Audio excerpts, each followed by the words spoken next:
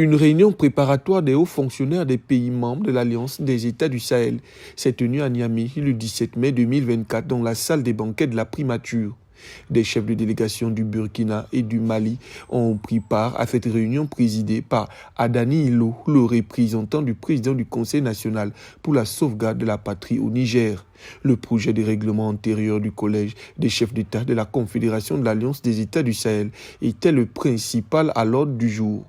Les enjeux sont nombreux du point de vue du chef et de la délégation du Niger. Ces deux textes nous permettront assurément de constituer la base de l'armature normative et institutionnelle de construction d'une confédération profondément ancrée sur le socle sahélien.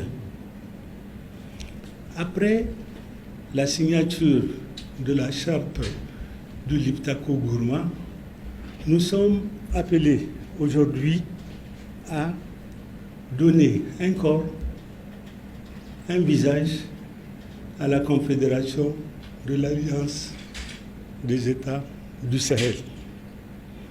Au moment où débutent nos travaux, je partage avec vous la conviction que nos délégations sauront traduire les volontés politiques fortes de son Excellence le capitaine Ibrahim Traoré, président de la transition, chef de l'État du Burkina Faso, le colonel Assimi Goïta, président de la transition, chef de l'État de la République du Mali, et le général de brigade Abdourahmane Tchani, président du Conseil national pour la sauvegarde de la patrie, chef de l'État de la République du Niger.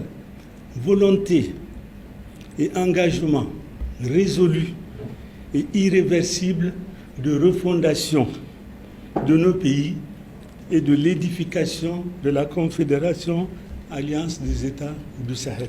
Les chefs des délégations du Mali et du Burkina Faso ont réaffirmé leur engagement à renforcer l'esprit de fraternité et de complémentarité qui matérialise la vision commune de la construction de la Confédération de l'AES.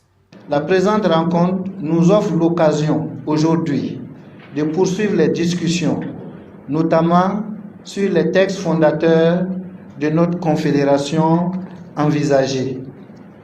Cette réunion est d'autant plus importante qu'elle s'inscrit dans la dernière ligne droite qui mènera certainement au sommet inaugural du Collège des chefs d'État de l'AES.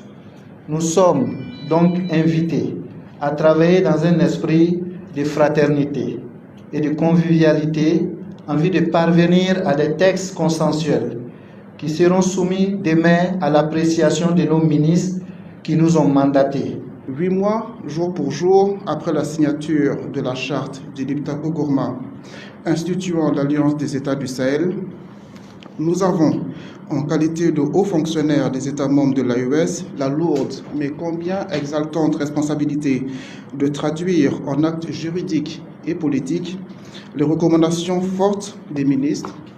L'Alliance des États du Sahel a pris l'option salutaire d'offrir aux populations du Burkina, du Mali et du Niger les dividendes de la paix, les dividendes de la stabilité, de la solidarité, de la prospérité, mais aussi les dividendes du développement partagé.